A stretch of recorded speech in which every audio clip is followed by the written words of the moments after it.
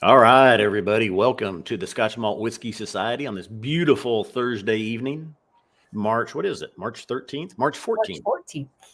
Yep. I'm Scott, if you don't know, and with me, Lynn. Howdy, everybody. we've got a great bottle we're going to look at tonight, the Spring Seasonal Selection for 2024. These started maybe 3 years ago, 2021, I believe. The seasonals started with, the spring, summer, fall, and winter. So 4 releases a year. This is the first one. Uh, and you should have seen the email today. It went out this afternoon. Link is down below in the comments or in the description of the video for you to register for the bottle. It will be a lottery bottle. And I might as well put the scroller up there. Lynn, if you want to introduce it.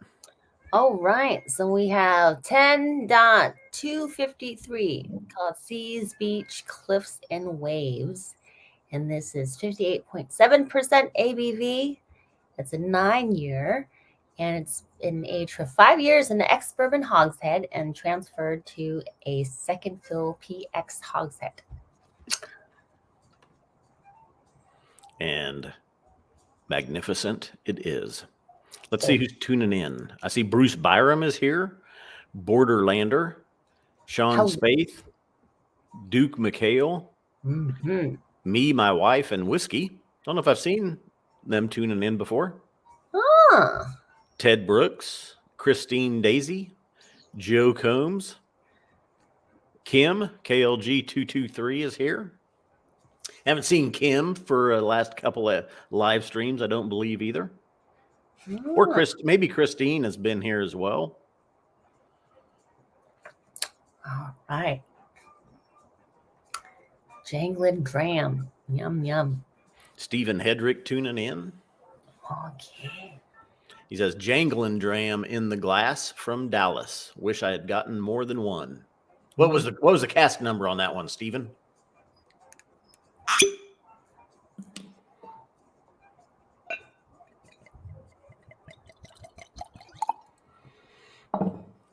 Start off with a nice heavy pour here, which I only do to show the color.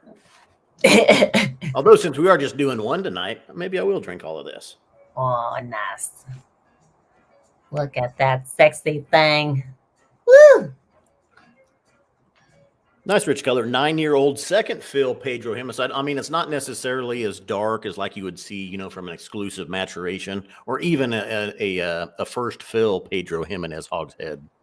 So, and what I love on like these second fill Olorosos and second fill Pedro Jimenez is just getting some slight notes of those sherry notes in there sometimes, and just getting a good look of the distillery character and then those slight sherry notes. Mm-hmm. Yeah. Gorgeous. I was pumped that we got to get a bottle of this. So I was just gonna say that sometimes the bottles that I open, I feel like they need a little bit breathing. I took a sip of it right away, and I thought, oh, it's perfect, at least for me. Yeah, so. Yeah. I know. I mean, that debate is certainly out there. People that debate the neck pour, the first pour out of a bottle. Mm-hmm.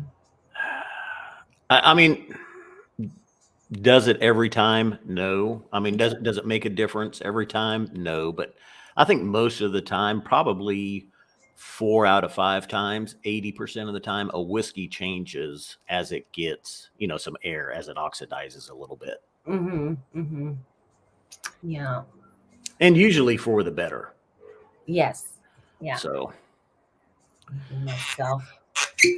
But a lot of times, like if you have something that's lightly peated, once it gets some air, the peat starts to show more.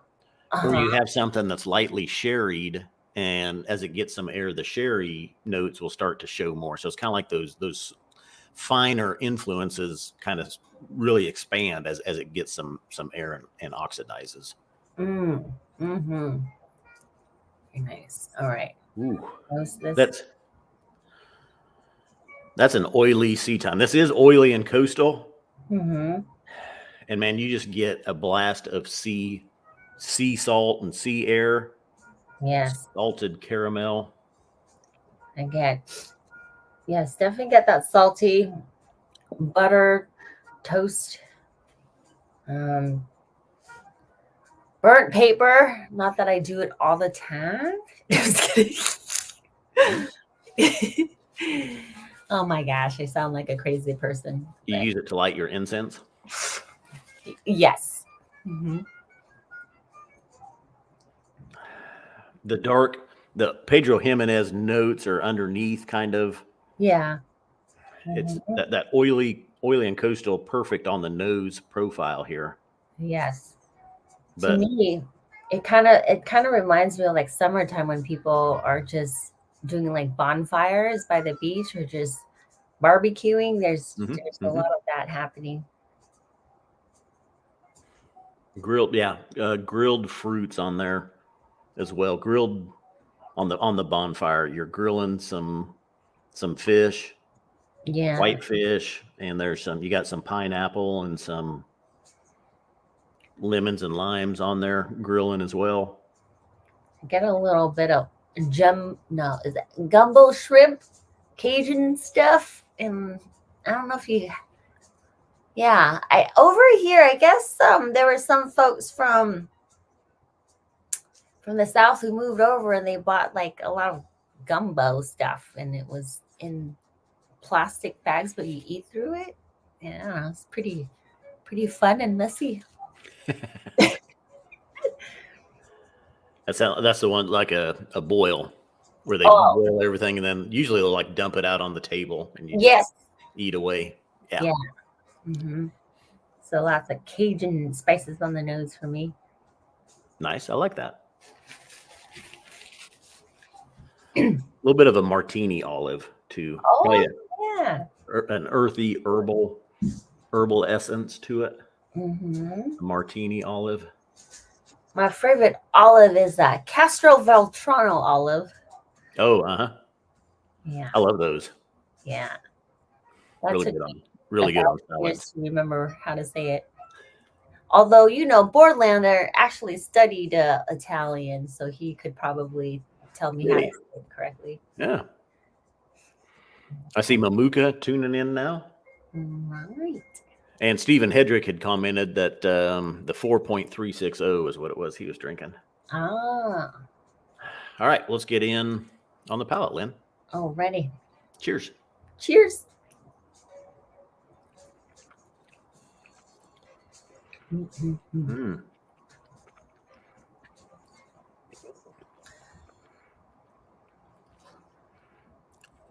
I got like a ton of smoked nuts, smoked peanuts, and like a fig reduction. Kind of like a fig. Stewed figs, and it had reduced down. Mm-hmm. Oh, meaty, salty, savory, slight hints of smoke, char. This is interesting to me because when I first had it, like I was bombasted with a lot of smoke, and it reminded me of like the 53.451, the particle accelerator from 2 months ago. And because it had that kind of smoked honey ham profile.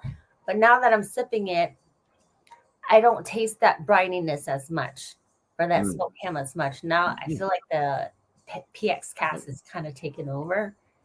And it could be because I just ate something right before I started and my palate's off. I don't know. I'm getting it. I'm getting the slight smokiness and then like a smoked ham as well, grilled ham, meaty, savory, but those PX kind of syrupy notes as well.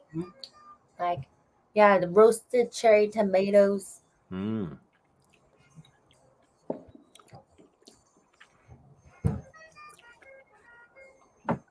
Ted Brooks is asking, sorry, did the lottery email go out already? Yes, it did this afternoon. The link is down below, though, to the video in the description of the video on YouTube. Link in there to click to register for the bottle. Ooh. Great finish on this one. This one soaks in surprising for 9 years old. And like you said, 5 years ex-bourbon, so 4 years in the second fill, Pedro Jimenez. Mm-hmm. It's not a sherry bomb, though. It's not sherry overwhelming, or sherry up front. It's really a nice balance here, I think, of distillery 10 and smoke. Yeah. And sherry and Pedro Jimenez. Mm-hmm. I think it definitely has a long finish, but it's not like a thick finish. So it makes my mouth water for sure. Mm-hmm. And you can see that balance of the ex-bourbon and PX coming through. It's not one dominating the other. Right. It's like a happy marriage couple who don't fight, which I think is rare, at least in my circle of experience with people. That's a unicorn.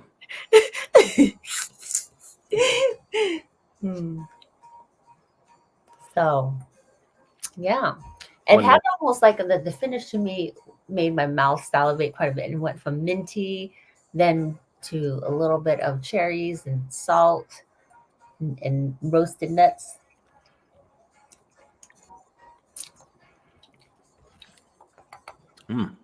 This one is peated as well. I think the peat here though is toned down a little bit by the Pedro Jimenez, but that's why I say it's a good balance because it's not a blast of peat, but it's not a blast of Pedro Jimenez either. Nice balance here.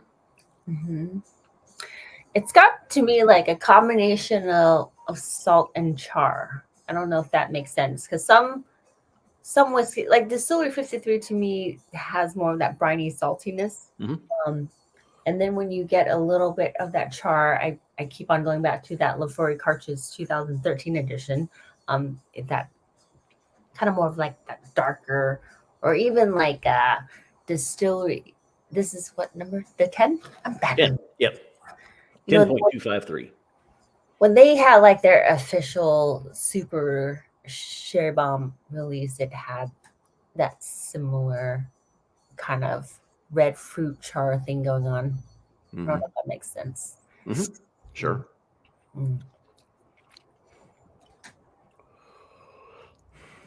I'm sorting through here. Still savory, still meaty, still grilled white fish. Like that beach campfire. Grilled fruits. Duke McHale is asking, are you picking up that oily? Definitely. Yeah. Definitely oily. Yep. Almost if you could imagine you were swimming in the ocean and there was an oil spill, off the coast, and you're out there swimming, you could see the oil on top of the water, and you sucked some of it into your mouth. Almost that oily. Has that ever happened to you before?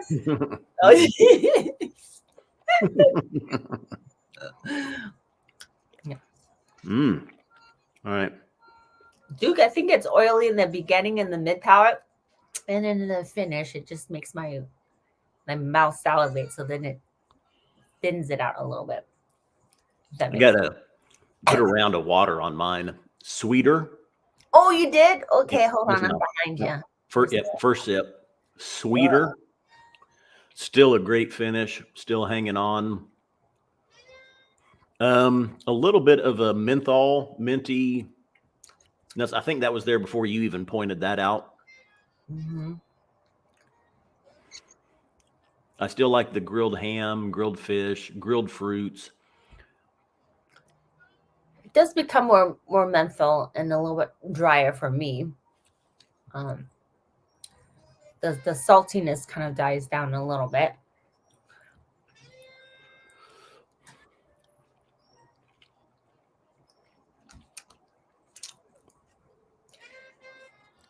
Yeah, like a Black Forest cake with mint, I think is what I get. And then I get the salt starts to come out on the finish. I like the tannins on this one because they're soaking in. You can run your tongue along your teeth and pull it in your gums and pull some more of that flavor, that whiskey back out. Which usually only happens, or the older a whiskey is, the more that happens. But I think or Pedro Jimenez sherry cask sometimes do that as well.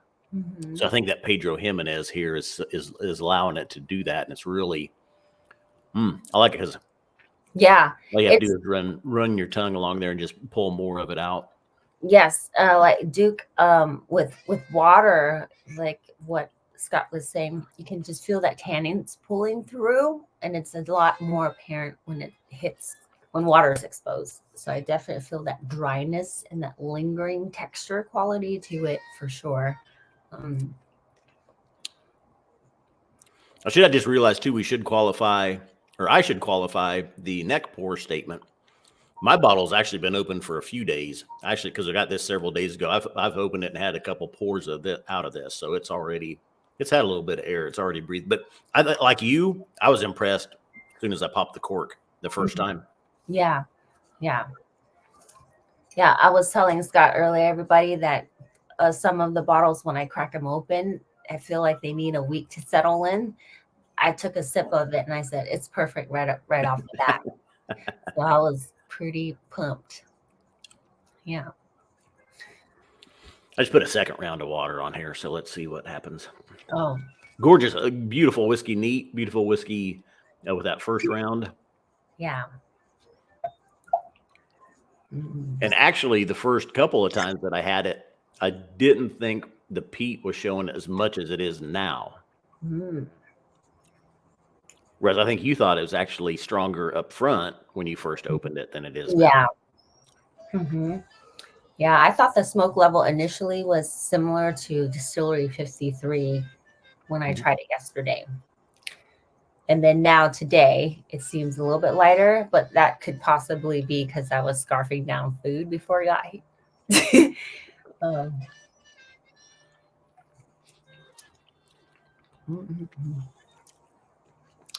Ooh, two rounds of water hasn't hurt that thing at all yet. From Stephen Hedrick, traveling from Dallas down to Waco next week for the tasting panel experience. Scott or Lynn, are either of you going to be there? Come see us in Texas. Unfortunately, no. I think just Tom and Charlie are going. Tom, one of the directors of the SMWS, is going to be there with Charlie. So, yeah. Have you met Charlie before, Scott? No. Nope.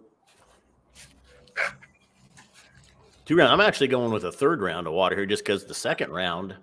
Okay. I don't think I added enough. It didn't put a dent in it compared to what the first round did. So either that one or this one's just really standing its ground against the water. Yeah. When I have it with water, I wouldn't have guessed this was a PX cask because personally, when I think of PX, I think of like Luxardo Maraschino cherries kind of sweetness. And this one to me feels a little bit drier when it's exposed to water. More that leathery thing kicking in. But yeah, peated with me and sherry or Oloroso. Sometimes it is hard to tell which one it is. And sometimes I still wouldn't bat 100 anyway. Blind on a Pedro Jimenez or an Oloroso. Sometimes you can tell. But sometimes they'll throw you for a loop too. Like you're pretty sure it's a Pedro Jimenez and it's an Oloroso. Peated whiskeys, I don't know if I can ever tell that's Oloroso or that's Pedro Jimenez. Sometimes, like you say, like you can get some generalities. Like this one just doesn't. This one, I don't know if I'd be able to tell blind either. If this was, I can tell it's sherry influenced. I can tell there's that darker, sweetness in there.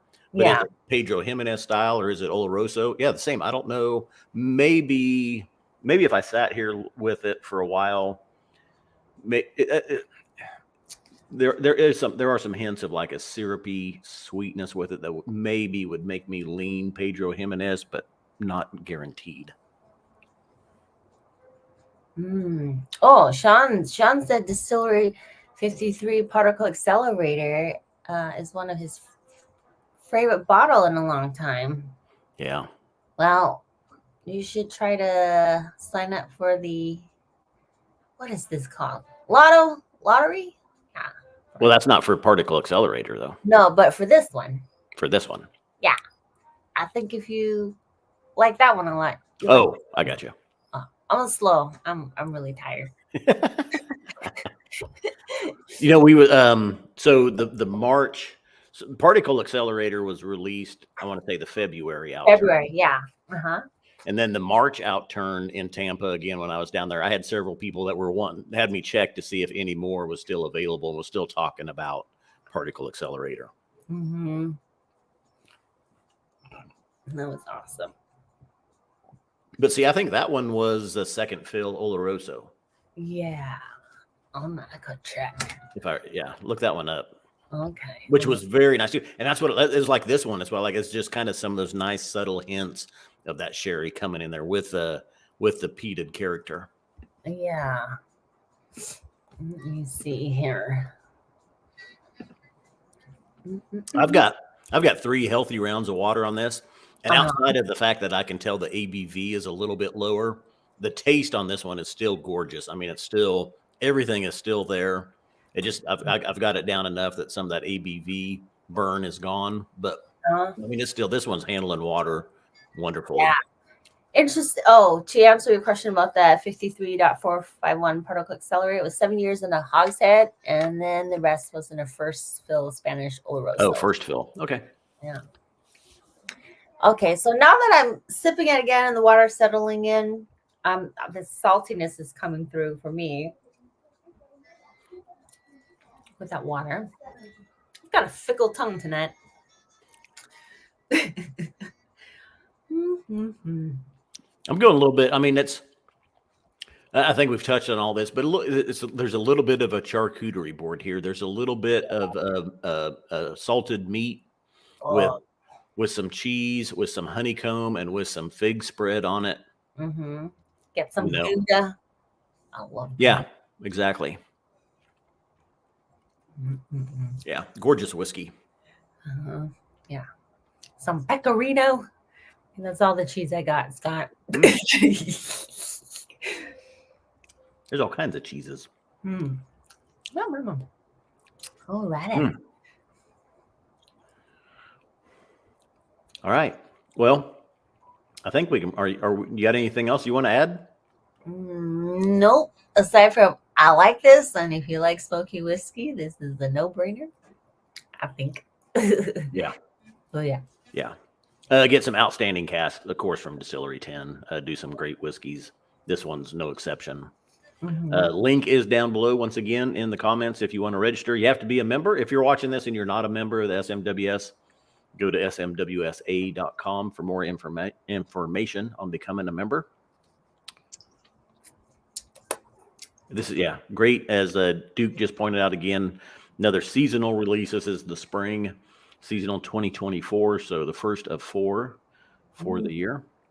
Oh, Whiskey RX has a question that I can't answer, but maybe you can. No Naked Flames was a lot more peat and a lot more sherry. Yeah, this one's a more refined, smoother, laid-back version, but still delicious, still good, well-balanced whiskey, nice sherry, nice peat. So,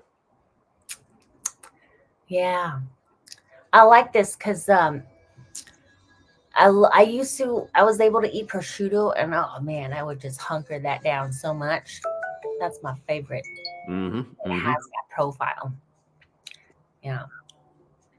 So. All right, Lynn. Well, thank you for joining me. And this lottery, I believe, the registrations will run through Monday, which would be what, March 18th, maybe 15th. Yep, 18th. Good call.